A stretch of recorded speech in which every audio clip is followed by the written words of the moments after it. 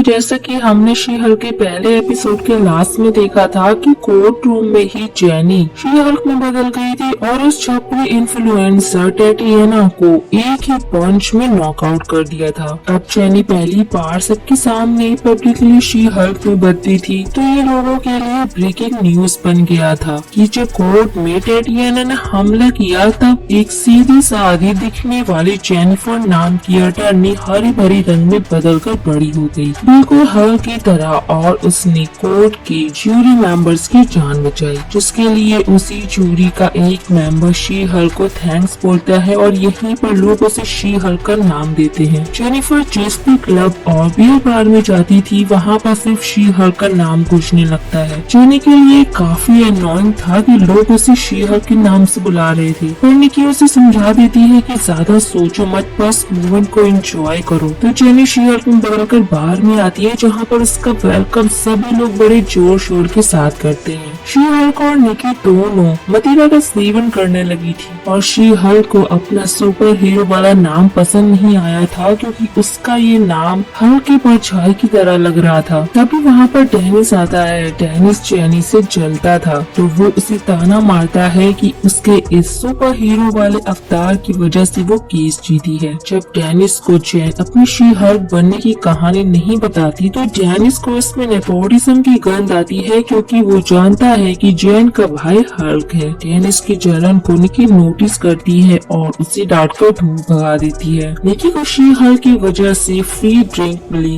ये देखकर she Hulk और भड़क जाती है, क्योंकि जेनी ने सालों मेहनत करके अपनी लॉ डिग्री को इसलिए हासिल नहीं किया था कि वो एक सुपर हीरो बनकर अपनी लाइफ की बैंड बजाए। उसके हिसाब से सुपर हीरो बनना बस बिलियनरी, जीनियस और अनाथ बच्चों का काम है। एक तरह से जेनी आयरन मैन, हल्क और कैप्टन अमेरिका की ले रही थी कि बिना किसी हेल्थ इंश्योरेंस, छुट्टी और सैलरी की वो एवेंजर्स का हिस्सा बनके खुद के पैर पर कुल्हाड़ी नहीं मारना चाहती थी। मैं सोच रही थी कि शी हल्क उनका मजाक उड़ा रही है, पर ये हमारे लिए मेटाफोर है कि बिना किसी फायदे के एवेंजर्स पूरे अर्थ की रक्षा करते हैं। पर निकी को शी हल्क काफी हॉट लगती है, जो कि सच भी है। तभी वहाँ उनसे मिलने डीए ऑफिसर हेड आते हैं, जो सबसे पहले शी हल्क को जेनिफर में बदलने को बोलते हैं। जेनिफर में ट्रांसफॉर्म होते ही जेनी को जबरदस्त वाला हैंगओवर होने लगता है, क्योंकि पिछले एपिसोड में हमने देखा था कि हल्क बने रहने पर शराब का नशा उन पर नहीं होता, पर उसका असर उनकी ह्यूमन बॉडी पर होता है। अपने हैंगओवर को संभालते हुए जेनी अपनी बॉस की बातें सुन रही थी। उसकी बॉस उसे थैंक्स बोलते हैं, क्योंकि शी हल्क ने उनकी जान भी बचाई थी और केस भी जीत गई थी। म्यूचुअल के एंड एच ने उनके केस को नाजायज केस घोषित कर दिया था, ये बोलकर कि शी हल्क ने जूरी की जान बचाई, इसलिए जूरी का फैसला उनके पक्ष में नहीं आया। देख रहे हो, भलाई का जमाना ही नहीं रहा है। एक तो जेनी ने उनकी जान बचाई, फिर भी उन्होंने घटिया रीजन देकर हरा दिया, और जेन के साथ अब ऐसा हमेशा ही होता रहेगा, इसलिए उसके बॉस भी उसे जॉब से निकाल देते हैं। इसे बोलते हैं खाया पिया कुछ नहीं, ग्लास थोड़ा 12 आना। बेचारी जेन जॉब जाने के बाद कई सारे लॉ फर्म में अप्लाई करती है। डिग्री और टैलेंट होने के बाद भी उसे कोई भी अपॉर्चुनिटी तक नहीं देता, क्योंकि वो अपनी कंपनी में ऐसे वकील नहीं चाहते थे जिससे लोग हमेशा घूरते रहे। बीच में हल्क भैया भी अपनी छोटी बहन को कॉल करके उसके हाल चाल के बारे में पूछते हैं, पर जेन तो अपनी लाइफ को सही ट्रैक पर लाने में सुपर बिजी थी। जेन का भी मेंटल ब्रेकडाउन हो रहा था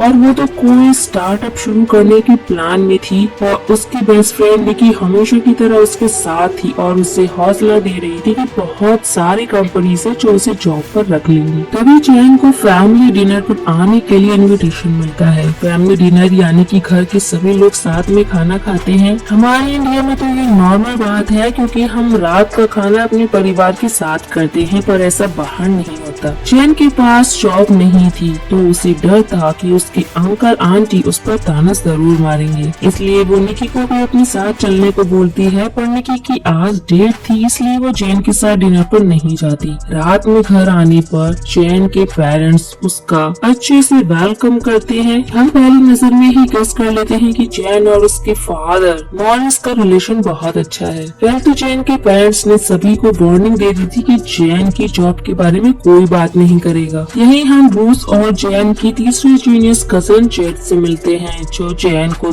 देखते ही उससे पूछता है कि उसकी नौकरी क्यों चली गई। दरअसल चैट थोड़ा स्लो है इसलिए। मॉरिस के मना करने के बाद भी चैट ने चैन से वही सवाल किया जो उसे पूछने को मना किया गया था। वैसे चैट का प्रमोशन हुआ है, वो अब बेस्ट बिजी स्टोर का मैनेजर बन चुका है। भला हो उस स्टोर का जिसका मैनेजर ये नमूना है। फिर सब एक एक करके सुपर हीरो की बात करने लगते हैं। चैन की मॉम ने तो उसका फोन नंबर बच्चों को बांटना शुरू कर दिया था क्योंकि वो सबको बता रही थी कि उनकी बेटी एक सुपर हीरो है। वहीं पर सब हॉकी के तीरों के बारे में पूछ रहे थे कि तीर चलाने के बाद क्या हॉकी वापस से उन तीरों को इकट्ठा करता है। उनके अजीब अजीब सवालों से चैन बिल्कुल पक चुकी थी, इसलिए मॉरिस चैन को किचन में लेकर आते हैं जहाँ पर वो चैन को समझाने लगते हैं क्योंकि चैन बहुत ही ज्यादा निराश थी। उसके हल्क बनने की वजह से उसका फ्यूचर बर्बाद हो रहा है और वो लोगों की नजर में गलत साबित हो रही है। मॉरिस उसे प्यार से समझाते हैं कि आखिर हल्क बनने वाली बात एक दिन सबके सामने आने ही थी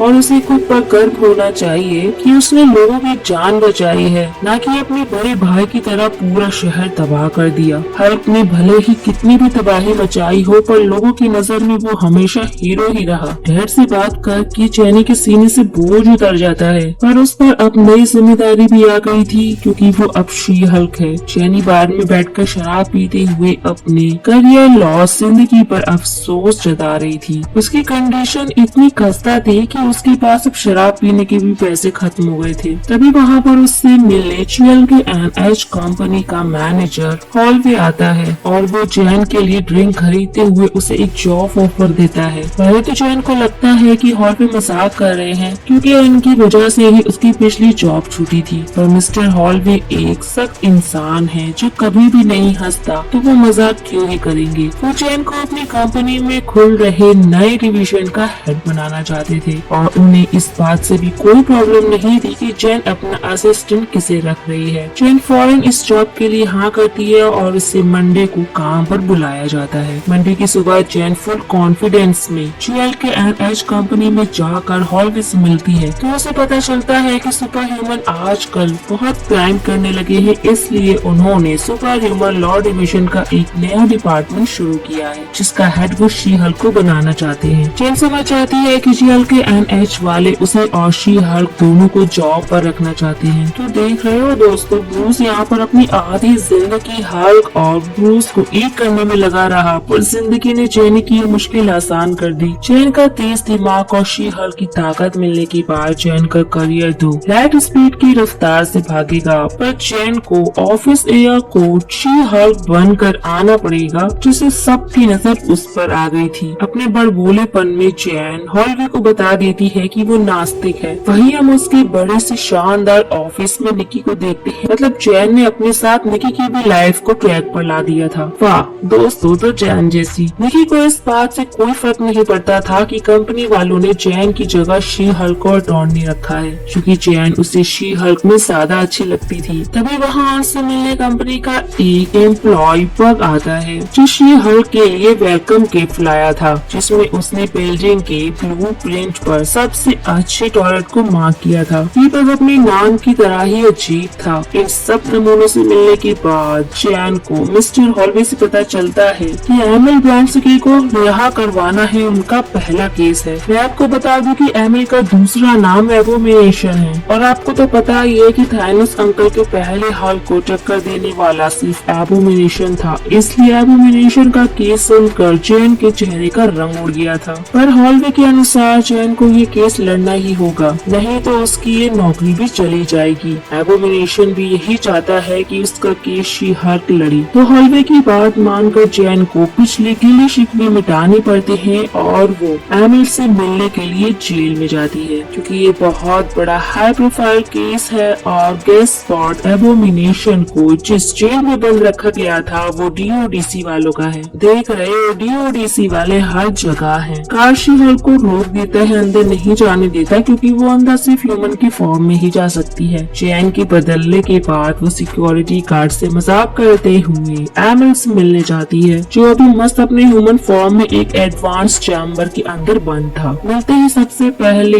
एमिल चैन को नमस्ते बोलता है क्योंकि वो चैन को बताना चाहता है कि योग के जरिए उसने भी अपने अंदर के एबोमिनेशन को पूरी तरह से कंट्रोल कर लिया है और वो अब खुद भी एक एबोमिनेशन में नहीं बदलना चाहता। बात करें एमिल के बैकग्राउंड की तो वो रशिया में पैदा हुआ, ब्रिटेन में पला और फिर रॉयल मरीन का कमांडर भी बना जो यूएस गवर्नमेंट के लिए काम करती थी। यहीं पर एमिल अपना नजरिया जैन को बताता है कि वो तो मस्त आर्मी का कैप्टन था, पर जब हल्क तबाही मचा रहा था तब अमेरिकी सरकार ने ही उसे एबोमिनेशन बनने का सीरम लगाया, जिसके बाद वो हल्क को रोकने गया। उसे लग रहा था कि वो अमेरिका का हीरो बनेगा, पर आज वो जेल में है। जैन भी उसकी बातों से खुद को कनेक्ट कर रही थी, पर उस सीरम की वजह से एमिल ने तबाही मचाई थी। पर सच्चाई तो हम जानते हैं कि वो झूठ बोल रहा है। ये कोई सीधा साधा इंसान नहीं है, वो एबोमिनेशन बनने के पहले से ही बहुत बड़ा वाला पागल था। वहीं पर एमिल अपने 7 दोस्तों का भी जिक्र करता है जिनसे वो यही जेल में प्रिजन पेन पार प्रोग्राम के तहत मिला था, और अब वो आजाद होकर उन्हीं 7 दोस्तों के साथ शांतिपूर्वक जीना चाहता है। अब मार्वल वाले सिनिस्टर 6 के मेंबर्स को बढ़ाकर तबाही मचाने वाले हैं, और ये एमिल जैन को मामू बना रहा है, नहीं तो सच में सुधर चुका है। इसका जवाब तो बस ये मार्वल वाले ही दे सकते हैं। जैन को उसने अपना केस लड़ने के लिए लगभग कन्विंस कर ही लिया था, पर अभी भी जैन को सोचने के लिए समय चाहिए था। घर पर जाकर जैन अपने बड़े भैया हल्क को कॉल लगाकर सब कुछ बताती है कि उसकी नई जॉब लगी है और वो चाहते हैं कि एबोमिनेशन यानी कि एमिल का केस वो लड़े।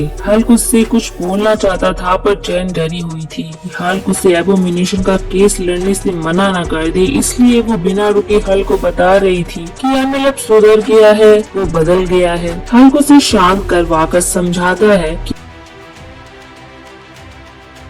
कि वो सुधर गया है, क्योंकि कुछ सालों पहले उसने उसे एक लेटर भेजा था जिसमें उसने हल्क से माफी मांगी थी, और हल्क ने तो बहुत पहले ही एबोमिनेशन को माफ कर दिया था। हल्क को जब पता चलता है कि जैन को लोग शी हल्क बुलाते हैं तो वो खूब ठहाके लगाता है, क्योंकि वो ये सोच रहा था कि जैन खुद को जज के सामने खुद को she Hulk attorney at law बोलकर प्रेजेंट करेगी। जैन भी ये सोच कर हंसती है। वहीं पर हम हल्क को देखते हैं जो कि स्पेसशिप में बैठा आउटर स्पेस में कहीं जा रहा था। मतलब मार्वल वालों ने वॉल हल्क की नींव बिछानी शुरू कर दी। जैन हॉलवे को कॉल करके कंफर्म कर देती है कि वो एबोमिनेशन का केस लड़ेगी, पर लास्ट में वो न्यूज पर देखती है कि एक क्लिप वायरल हुई है जिसमें एबोमिनेशन एक रिंग में लड़ रहा था। ये सीन शांग-ची मूवी का है जिसमें वॉन्ग एबोमिनेशन को डीओडीसी के जेल से भगाकर ले गया था। अब इस यात्री को जैन कैसे संभालेगी ये हम आगे के एपिसोड में जानेंगे। लास्ट के एंड क्रेडिट सीन में हम शी हल्क को फैमिली डिनर वाली रात में कार को हवा में उठाए देखते हैं, क्योंकि उसके जीनियस भाई जेट ने कार का टायर पंचर कर दिया था और उसे टायर को बदलना भी नहीं आता है। वहीं हम शी हल्क को देखते हैं जिससे मॉरिस घर में पानी का कैन भरवा रहे थे। मतलब घर के अकेले बच्चे हो तो लोग तुमसे पानी भी भरवाएंगे, अब चाहे तुम्हारे पास हल्क जैसी पावर ही क्यों ना हो। मार्वल का हमें सरप्राइज करना लोग अब भूल चुके हैं, पर मुझे यकीन है कि शी हल्क में डेयरडेविल के साथ और भी बहुत सारी चीजें होंगी जो हमें बहुत सरप्राइज करेंगी। सो बिग सरप्राइज के लिए वेट करो दोस्तों, बिकॉज मार्वल नेवर डिसअपॉइंटेड अस। अब तक के लिए बस इतना ही, मिलते हैं इसके 3rd एपिसोड में। सो गाइस हमें कमेंट करके जरूर बताएं कि आपको ये एपिसोड कैसा लगा। तो वीडियो को लाइक कमेंट शेयर करना बिल्कुल भी मत भूलिएगा। अब मिलते हैं नेक्स्ट एपिसोड।